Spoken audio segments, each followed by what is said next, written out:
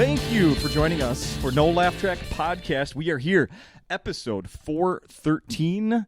My name's Justin Severson, the host, and we're here at Acme, and I'm talking to Josh Sneed for the first time since, well, I'm going to tell you, Josh Sneed. Hi, by the way. Hey, man. Good to see you. Yes, it's been, I haven't said how long it is, but I'm going to read a couple things here to you. So the last time I saw you. Your flashlight's on your phone. I should just tell you that so that later on you don't wonder what happened to your battery. Or maybe I just need that. I need the extra lighting. Probably what it is. That's Acme's fourth spotlight here. The last time I saw you, Josh Sneed, oh boy. This day in history, 8 female badminton doubles players were disqualified from the 2012 Summer Olympics for attempting to manipulate the draw by throwing matches. All right. Yeah, the typhoon killed 82 people and displaced 150,000 people in the Philippines, Taiwan, and China. But most importantly, August 1st, 2012 was the day you and I recorded episode 10 of this podcast. Oh, my gosh. This is episode 413. That's insane. 10. It's insane. I don't know what to take away from that. It sounds like a lot of terrible things happened on that day, and maybe that's why it's been 9 years since you've had me back. I'm like... Whenever we've had Josh Sneed on, just terrible things happen around the world in badminton and keep an eye out for typhoons. Is what I'm saying. Well, it's good to be back. Well, no kidding. A lot has happened since then. So 2012, man, that's wild. So my first kid was just turned 1 a couple weeks before that. Yeah, and then now here I am. With he'll be 10 in July. My daughter will be 5 in June. And back then you were like, I'm only having one kid. That's right. I was like, I'm going to stay this weight forever. And we lied about so many things that day. But it's good to be here. I got to say, I was thinking back, like, where was I in August 2012? Well, for one thing, still married to my first wife. Okay. And like I've been married now, 5 or 6 years now to my second. Congratulations. Have another kid now. Like, I have 2 teenagers now. What's that like? I should start another podcast to talk about that. Really? It's probably enough. Was it so like my son, like I said, he'll be 10, and I can't picture him as a teenager, and I don't like the horror stories I've heard. I don't want to know that he's gonna like do like a heel turn between now and then, right? Is that what happened? Or so you're saying right now he's sweet. Yeah. He likes being around me. You complimented me on this hat that says the dark side before we started. Yep. Don't be surprised if he's wearing this hat as part of the team in a couple of years. He would wear it today. We're big Star Wars people. I don't know if you know that I about do know our that. family. Oh, so yeah. My dad worked for Kenner Toys when I was growing up. So Star Wars is kind of in our DNA. Yes. So like immediately I was like, I gotta have that hat. Yeah, we talked about that in episode 10. Oh my God. We did talk about that because as a huge Star Wars nerd as well, that's like every time I see your name, it's honestly the first thing I think of is that's great. That's the it's not coolest comedy. thing. It's that guy loves Star Wars. When I watched the what was it? The did you watch the Netflix thing? The toys. Yeah, toys I got interviewed for that. I didn't. What? I sort of got interviewed for it. So, so the guy who produced that series, Brian, what was it called? The Toys That Made Us. The Toys That Made Us. Yes. Yeah, and the first episode was Star Wars. Yeah. And so Brian Volkweiss, who produced that whole series, he's done amazing stuff. He does a ton of comedy specials. He produces comedy specials. Yeah. So he does the Toys That Made Us, the movies that made us. He's with Comedy Dynamics. They actually produced my second comedy album, and so when that got announced, Jack Vaughn, who now is at SiriusXM running their comedy division and was at Comedy Dynamics, said, "Brian, you have to talk to Josh Sneed about this." So one of his producers called me. We were on the phone for like 2 hours, and I'm telling him all my Star Wars stories and all my Kenner Toys stories. And he's like, "Oh man, you're gonna be perfect for this." He's like, "I'll let you know when we're filming here in LA." And I was like, "I'm actually in Cincinnati." And he's like, "Shut up." And I was like, "Yeah, why?" And he goes, we just wrapped in Cincinnati last week. He was like, "You're a comedian. I just assumed you lived in Los Angeles." Oh, no. And so I just missed getting to be on the show. But a couple buddies of mine are on it, and I mean, it's amazing. Like, it's absolutely surreal. There's actually a book that came out 2 years ago called Engineering an Empire, and it's all about Kenner employees. And I got interviewed for that book about my dad. So there's like a whole chapter about my dad in that book, and I gave him a bunch of photos and stuff that they used for the book. So cool. So remind me, what was your dad's position? He was a model maker.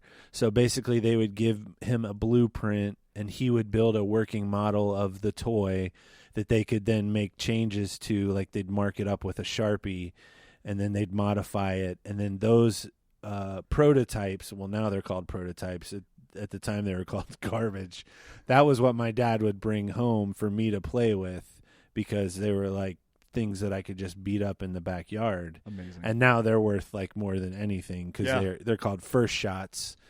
And I have a lot of stories like that about money that would have been, that ended up just getting destroyed somehow. My favorite one, I don't know if I told this on episode 10. I don't know how many listeners want to go back and research it. But the best one was, and we're going to go super nerdy here, which I'm sure you're cool with. Go for it. But Return of the Jedi was initially supposed to be called Revenge of the Jedi. Mm-hmm. And it was changed because they felt that revenge wasn't a quality that a Jedi would possess, right? So when you buy a figure, it's like the figure and underneath the little plastic bubble on a piece of cardboard with a photo on it. Well, there were sheets of those cardboard of those cardboard cutouts that just said Revenge of the Jedi, that became garbage when they had to change the name of the film. Right. So my dad and most of his coworkers, they're big car guys, worked on cars, restored old cars, that sort of thing.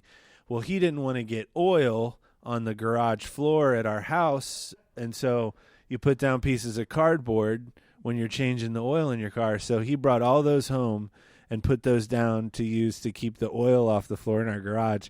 Those uncut sheets go for about $25,000 a piece right now, and I bet we had 8 or 9 of them that we went through over time. But I'm having a hard time breathing right now. Yeah. But so I'm still on the road doing stand-up checking out these clubs once every 9 years because we sold off the... The good news is, I'm sure, like the article I was reading earlier today about people that invested in Dogecoin at the beginning of the year, you put $1,000 in. Today, you have $100,000. Yeah. Do you have $100,000? I don't have $100,000. I did spend $200 on... Is it Dogecoin? I'm really wanting someone to tell me if I'm saying it right. Oh, can we say, how about Doggy Coin? I don't know. Which one is it? I don't know. Because every time I think it's Dogecoin, then I see that little dog. I'm like, is it Doggy Coin? Right. But I'm just going with what I've heard. I don't know. I don't know what I'm doing, but I bought $200 worth of Dogecoin when it was at 8 cents. Whoa! Yeah. So as of today. What's the math on that? Right now, it's worth $1,600. Nice. And, hopefully it keeps going. I don't know what I'm doing. I don't know what to do with it if I keep it other than sell it at some point. I don't understand any of it. My friend was trying to explain it to me. He's like, well, it's blockchain, and that's why video card prices are so high, is because people are just mining. I'm like, I'm out. Just tell me when to buy and when to sell. What I just saw today, somebody there was a Major League Baseball team selling suite tickets. You could use crypto to buy tickets now. Really? So on my T-shirt websites, actually, right before I came over here, we started looking at how to accept cryptocurrency as payment for our T-shirts. No kidding. Yeah. So that's what I'm going to do when I get back to the hotel, is figure out how to accept Dogecoin as a method of payment on our websites. So we got to talk about your comedy. I watched the show last night. I still want to talk about that. I want to talk about what you just mentioned, the Cincy shirts, the company as well. But I want one more thing about Star Wars. Yeah. The other night, Tuesday night, or Tuesday was that whole May the 4th, right? And we went and did some trivia at a place, and there was one question about May the 4th. So I'm going to hit you up with it here. Oh, God. All right. Do you know the first person to say "May the Force be with you" in Star Wars? Was it Princess Leia? No, and if you would have been on my trivia team, that's the answer I said, and we both would have got it wrong. Was it the admiral, the general guy that was talking to all the pilots as he was sending them off to the Death Star run? Yes. It's Admiral Dodonna. Yeah. Yes. Yeah. Good job. I'm such a nerd, you guys. Look at that. Who was second then? May the Force be with you. Tick, tick. The second, was it in the same movie? Yeah. Oh man, nothing but Star Wars. That's towards the end, so yes, I don't know. Star Wars. Was it Luke? No, Han Solo. Where did he say it? When they're all about to shove off on the. When they think he's leaving. Yes. So they say it twice that quickly. Mm-hmm. Okay. Yeah. Yeah, because I know like Obi-Wan is the Force will be with you. There's a lot of variations. Yes. But I know Princess Leia says it at some point. I think maybe in Empire when she's talking to when they're about to get attacked on Hoth. Yeah. I think she says it before everybody hops in their snow speeders. So do you then my final This is like the greatest day of my life. I wish I could just stay here and talk like this all day. This is my final thing. Okay. Do you embrace this whole May the 4th be with you thing? Because it wasn't around when we were kids. I do. You do. I do. It's I'll tell you why. Is because when we weren't getting new Star Wars, it was like a way to like celebrate Star Wars. Sure. It's like a little bit of it now has kind of been diminished, even though it's like a day you circle on the calendar, because you're getting new Star Wars stuff, whether it's like toys or this year is programming. So the Bad Batch on Disney Plus, which is very cool. I know it's a cartoon, but it's very well done. The same guy who does Mandalorian started all those animated series, and they're really cool. I watched the new Simpsons Star Wars mashup. Oh, I haven't seen it yet. I saw it. It's got Maggie on it, right? It's really good. Yeah, I want to check it out. It's only 3 minutes long. It's really good. All of those, like the Robot Chicken and the Family Guy, like all the Star Wars parodies. Like I'm here for all of it. Yeah. Highly recommend the Simpsons thing. I just can't get enough of it. Like that's the thing. People complain about like the new movies or the prequels or whatever, and I'm just like, to me, it's like pizza or sex. It's like I'll take bad Star Wars over no Star Wars. Right. You know what I mean? Uh-huh. But the new stuff is, I don't know. I just feel like it's in really good hands now with Jon Favreau and Dave Filoni, and like I'm like really dug into the autograph community, which is. It sounds extra nerdy. But, it is. Now you even piqued my interest more. So I'm one of the moderators for this. It's called the Star Wars Autograph Universe. It's a group of like 10,000 people on Facebook, but we do private signings with. We just wrapped one up with Diego Luna from Rogue One. We've done them with Harrison Ford. We have Natalie Portman coming this summer. Chris Hemsworth. He's not Star Wars, but we're knocking him out with Natalie Portman. Pedro Pascal, all the Mandalorian cast, and it's really fun because I used to collect the toys obviously as a kid, and that stuff just takes up so much room. But with the autographs, it's an investment, but it's also much easier to display them on the walls and keep books of them, and in the interactions that we've had meeting these people, and it becomes like fun little projects for me to have like a poster where I want to get like the whole cast sign on it. So I get this person here and this person there. And then eventually you've got this like beautiful thing to frame for your house that nobody else has. So it's really fun. Is there somewhere I can go online and see pictures of your, I don't know what you call it, your wherever you display everything? So if you're on Facebook or Instagram, just look up. We call it SWAU for short because we've shortened it. It's SWAU, Star Wars Autograph Universe. But SWAU.com, you can go there and see a lot of people's collections and all the stuff that we sell, the people who we have upcoming signings with. So if you can buy stuff from us, like amazing photos to get signed, or you can send your own items in. So people send in like lightsabers and blasters and helmets, and like some of the stuff that people have would just absolutely blow your mind. And our Facebook page specifically showcases like collections of people all over the world. And it's like, It's incredible. Like, even if you're not a Star Wars fan, you will appreciate the effort and time that people put into some of these items that they have signed by, some of them hundreds of people. Wow. I'm the level of Star Wars nerd where I follow some hashtags on Instagram, and one of them is Star Wars Collection, Star Wars Collector. Yeah, just so I can see people's stuff. So and I'll end my Star Wars talk with this. Unless you want to keep going, I could be here all day. We could go ahead and film the episode. You can air in 9 years. The two of they're in the toys that made us. There's a couple brothers that they live in Cincinnati. They're good friends of mine, and they have maybe the most amazing Star Wars collection that you've ever seen. Okay. And ironically, but also on purpose, it's in their parents' basement. They don't live there anymore, but they turned their parents' basement into their mini museum. Awesome. And they have just wild things like prototypes and toys that came out in other countries and stuff you've never even heard of before. So what's the favorite I'm not going to say ask about your most valuable, because I want to know what's your favorite in your collection. Well, I don't have many toys. I sold my toys. How about signatures?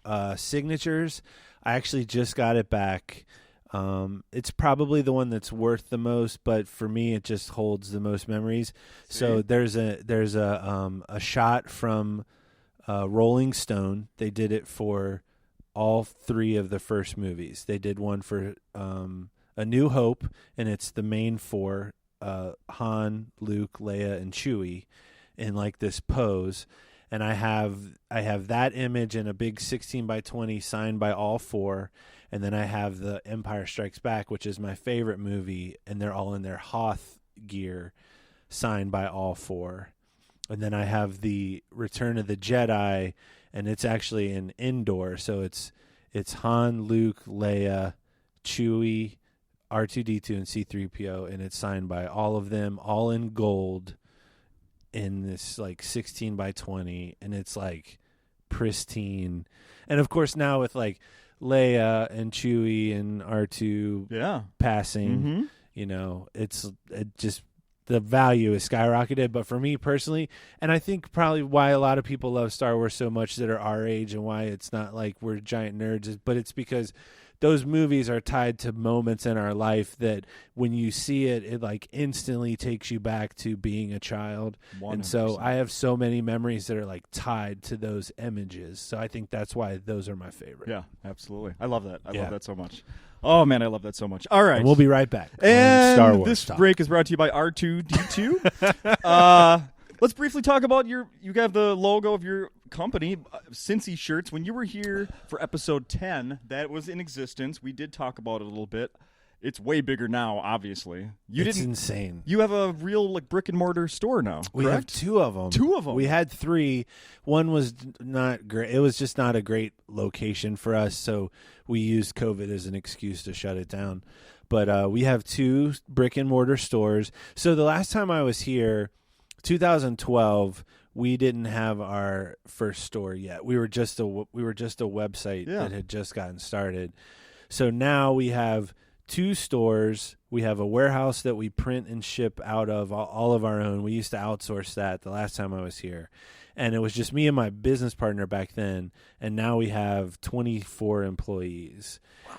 And then we also have because Cincy Shirts did so well, and no people watching that aren't from Cincinnati, it's like brands and businesses and nightclubs and restaurants that everyone that's from Cincinnati remembered growing up, but they're like long gone, which just translates to the trademark expired and we're able to print it without having to pay a royalty to anybody. Yeah. But when we saw how popular that was with Cincinnati, we're like, well, this could work in a lot of cities where people like live their whole life, So we started a website called oldschoolshirts.com, which is the same thing, but like you could go to like Minneapolis or Louisville or St. Louis. So we do the research on what were the old brands and businesses from those cities, and we look up like defunct sports leagues, Oh, I love that stuff. like ABA and, in arena football, like that kind I of was stuff. this close to buying a T-shirt for the Minnesota Blue Ox a few weeks ago. That was a roller hockey team. I'll have to look and see if we have that. I don't know that we have that one, but we have some really cool Minnesota, Minneapolis stuff. Yeah, So I I love want that to show stuff. it to you and see how much of it you remember. Yeah.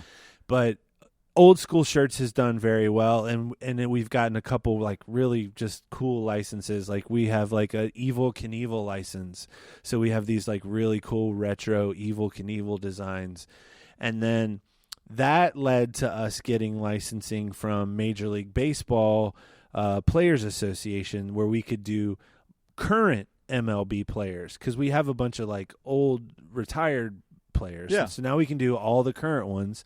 Same for MLS soccer and NCAA. So then we launched last year, which is a great year to launch a website for sports in a year where they don't play sports. It's called intheclutch.com. Okay. So it's a lot. It's got our old school stuff, but old school sports stuff, but it focuses mostly on current professional athletes and professional wrestlers. So so it's really fun to see like what started as like a local love for vintage T-shirts grow to like now we're doing that for other cities, and we're doing it like see like MLB players wearing our shirts when they do interviews on MLB Network, and it's like crazy to wrap my head around it. But so cool. we do the shirts for some cast members on The Mandalorian. So like they got a hold of some of the shirts that we did for our autograph club when we were doing signings, and they said, could you do one of those for us? And so like Pedro Pascal, he's the voice of The Mandalorian, and people know him from like Narcos and Game of Thrones and stuff. But most of the time in the suit is two people. There's a guy named Lateef Crowder who is a martial arts guy. He's been in a ton of movies you've seen. So he does a lot of the like fighting scenes, hand-to-hand combat. And then the rest of the time is a guy named Brendan Wayne, who is John Wayne's grandson. And he has the walk down, and he has the like gun, like gunslinger like skills. Way. So when we do these autograph signings, we have those guys in it too. So like if you have a picture of the Mandalorian, it's signed by the voice, Pedro Pascal, and then the two guys that are in the suit. Well, Brendan Wayne was like, I'd really love to give the cast and crew a gift. Could you come up with a T-shirt for me? So we did this really cool design of the Mandalorian body, but he's got a cowboy hat on, like John Wayne, and it's just silhouette in front of a sun. It's so cool. But like we sent him 200 of those shirts, and he passed it out to the cast and crew. So now we're like doing shirts for the makeup department that has their Boba Fett Mandalorian logo on it. And it's just like I can't even wrap my head around that like the guy who's wearing the Mandalorian suit is like messaging me on Instagram on where to send the shirts that I printed. You know what I mean? Like that kind of stuff is not, it's not lost on me. Like I'm not still a little kid. Like that happens, and I think it's as cool as anything. Good. It's not It like, is. oh, it's just, everyday thing. Like I'm still like, I hang up the phone. I'm like, oh my God, I can't believe it. Hell yeah. I can't, like, I don't know. I always want that stuff to feel cool to me. Hell yeah. Oh, that is awesome. Yeah. Wow. Are you going to do something they're already working on another season of that, aren't they? They're wrapping season 3 next week. So, I just got off the phone to make sure that his shirts were getting shipped out today, and we did another. Are you like sending him to Tunisia, where the hell they film that? No, we send him to his house. Most of the Mandalorian stuff is filmed so on Disney Plus. God, I feel like I'm such a nerd. On Disney Plus, there's a really cool behind-the-scenes I watched some of those. Yeah, you're right. series about the Mandalorian, and they talk about this amazing soundstage they've created, where it's almost 360 degrees of like, 8K video. Oh, I saw this. Yeah. So they can film They can make it look like anything. Yeah, and they can film it quicker because they don't have to go to a bunch of different locations or worry about weather or anything like that.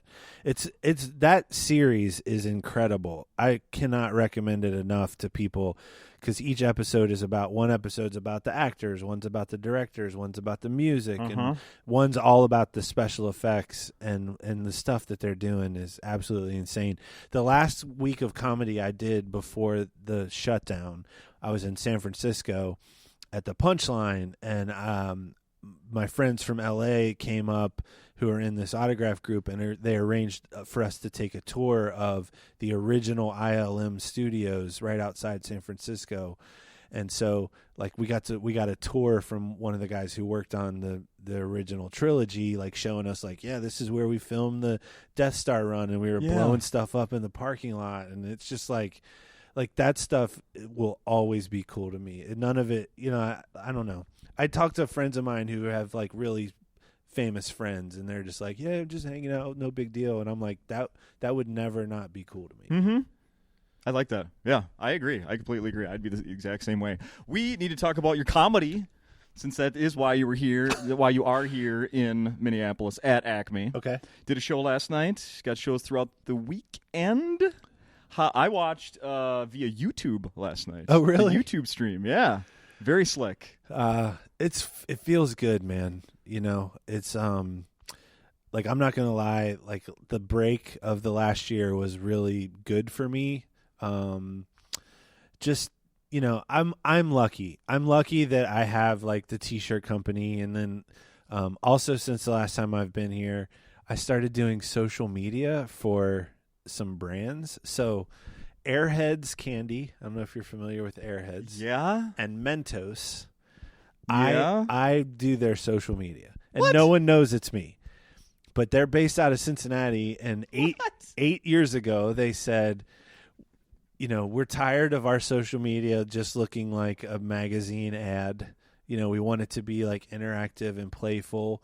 And we thought, how cool would it be if a comedian ran our social media? Sure. Well, I mean, it makes complete sense. It does, especially for those brands, because they're playful brands, And so they were like, the girl was like, I'm familiar with your t-shirt company, and I like how you guys do your social media, and my husband's a fan of your stand-up, and so you're local. You're the first person we called. Do you want to give it a shot? And this was for Airheads, and I was like, yeah, it sounds fun. And so I started doing it, and I had success with it, and I'm very proud of the way that it looks. If you go to the Twitter account for Airheads or Mentos, you'll see it's back and forth with people. It's not just like always just trying to sell product. Yeah. I try to be funny. And has there been any controversy? There hasn't really been controversy. There's been some really cool things that have come from it, like Alvin Kamara. I don't know if you're familiar with him or not. He's a running back for the Saints. Yeah. Big Airheads fan. Like, was his favorite candy as a kid.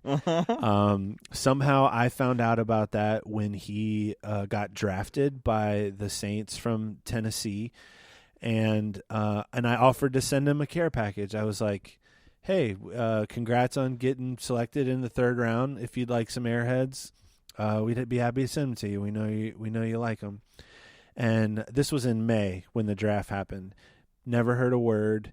And then about 3 or 4 weeks into the season, somehow he must have seen the tweet. He's like, I don't know how I missed this, but I would love some Airheads.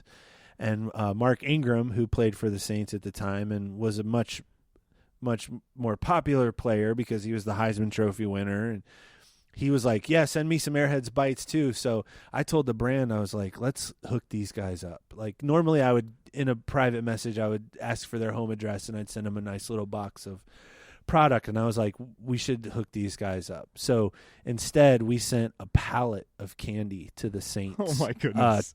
Facility and said, these are for Alvin to give out to the rest of the team as he sees fit. And so he started tweeting pictures of, he set them up around him in a chair to make it look like he was sitting on a throne of Airheads. And he's, a couple weeks later, the Saints beat writer is like, best thing I saw today was Alvin Kamara passing out airheads to his linemen after he scored a touchdown, thanking them for blocking for him. And so it slowly started to build, and he kind of became, Marshawn Lynch was synonymous with Skittles. Yeah. And so he kind of became our Marshawn Lynch. And so fast forward, he ends up winning Offensive Rookie of the Year.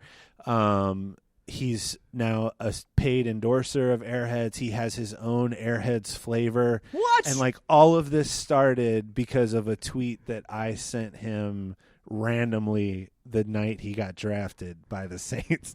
And so it's like, it's just so funny to see now like what that one tweet has turned into. But I'm very proud of it because it's like, it shows the brand that there's like value in what I do. Right? Absolutely. What's Halloween like at your house? Well, do people get like handfuls or what? They used to, because, and this is going way too deep into this, but Facebook changed. There was a time where if you had a Facebook page, you could post something and everyone who liked your page would see it. And then eventually Facebook was like, we aren't making money doing this, so we'll show it to this much of the people who like it. And if you want to pay, then we'll show it to everybody else. Yeah. Well, when that changed, Airheads quit wanting to post so often on Facebook. But for a while, I was posting something like every day or every other day. So because I had to always take pictures of it, they sent a case of every flavor of every product to my house, Airheads and Mentos. That's why I gained so much weight since the last time I was here. It's probably 40 pounds of it were Airheads and Mentos because it was like this far away from me every day at my house. But for a while, yes, my house was it looked like a candy store because I had product everywhere. And finally I was like, I got to put this stuff in the basement because I will eat all of it. It's like when they have those days where people turn in their old drugs. Yeah. Well, I have always had a sweet tooth, which is probably why I excel at this position. But I think a real turning point for me was when I was featuring for Billy Gardell in Houston one week. We went to the grocery store at the beginning of the week to have some stuff where we were staying. And he looked at me when I was checking out and he said, "You shop like a high 6-year-old." And and when the guy who plays a fat guy on the show about a fat guy tells you that your eating habits are that bad, it's a real look in the mirror moment for you. And so I've tried to curb it a little bit. But I mean, last night's a perfect example. I come to this club, this like one of the top clubs in the country with this amazing restaurant. They put down a menu that includes like salmon and steak. And I was like, I'll take the grilled cheese and French fries. No. Because I'm a giant child. And it was delicious. And I couldn't have been happier about it. It was like, if you had just given me something to color, my whole night would have been complete. You know what I mean? And like, I'm so simple. Like, just give me my video games, my Star Wars, and something sweet or fried. And I'm a happy guy. You said you were playing video games before you came here. I played some video games this week for the first time in a little while, too. I got into the Minnesota Wild are having such a good year. I buy the EA Sports NHL game. Yeah. I have them going back to the 90s, I have nearly every year from PS2, PS3, PS4. I don't have a PS5 yet. I hadn't bought this year's game. I just finally did Sunday. Yeah. I've been playing. Of course, well worth it. It's great, already down to right? $25 to buy, but well worth it. Love it. Yeah, when you think about it, like the amount of money it costs to buy a game and how many hours you get out of it versus like the cost of a movie or a nice meal somewhere, like it's such a great value. And I was, it was actually right before COVID, but COVID certainly helped. I found myself up at night playing video games like every night that I was home. Because my routine was I never wanted it to interfere with like hanging out with the wife and kids. Yeah. So I just kind of made a deal that like I'm a night owl anyway. So once everyone's asleep, then I go to my man cave and I play video games. And I have the same group of friends that I play with. A couple are comedians, but most aren't. But they're funny and very good friends of mine that are in Texas and Nashville and whatnot. And so our conversations are so funny because it's a release for all of us. So we're all talking about the same things, whether it's work or marriage or Yeah. kids or whatever. And so I kind of got to thinking, like, I bet people would like to be a fly on the wall for these conversations. So I started streaming. And I started out on Twitch, but then I went to Facebook, and then it was just sort of randomly once in a while, when I would be home and I had my little setup in the basement, I'd fire up the stream, and it sort of became like a live podcast where it's like people could just listen to us talking and hopefully enjoy the conversation. They could watch the video game that we're playing, or they could ask a question. And a lot of times I would see like comedy fans come in and ask questions about stand-up or comedians I've worked with or whatever the case was. Yeah. But as a whole package, it was fun, and I was enjoying doing it because I was already down there playing video games anyway, so it wasn't anything to just fire up the stream. Well, with COVID and being home all the time, I really ramped it up. So now I am on there all the time. Oh, so I'm on really? Facebook almost every night, streaming, playing video games, No shit. answering questions about comedy, telling stories. How do people find, just on your Facebook page, you're It's saying? it's Ohio Joker. I created a new page because I didn't want to do it from comedy, mostly because I've gained a lot of fans from my dry bar, which is squeaky clean, and I'm pretty clean on my social media anyway. My friends that I play video games with, they do not have the filter. So I thought, They don't have dry bar specials? That's right. So I felt like if it was gonna ever become a thing, it was worth just creating a separate page for Sure. the video game stuff, so that I didn't turn off any fans of just the comedy. There you go. So it's Ohio Joker Okay. is my gaming handle, but on Facebook, if anybody wants to look for Ohio Joker Gaming, that's where I stream from most nights, and come in and hang out and just ask questions about comedy. You don't have to like video games to just come hang out, and I usually do it for a couple hours most nights of the week that I'm not on Clubhouse. Nice. I'm gonna check that out. I made the deal, like, when I brought the game home earlier this week. My wife's like, well, you're not going to play that until, we go to bed. Or, Yeah. Me and your daughter. I'm like, well, of course. Yeah, no, I'm like, just what you said. I'm like, I'm totally fine with that. I was like, but there's going to be like 45 minutes of updates before can I just put that in now?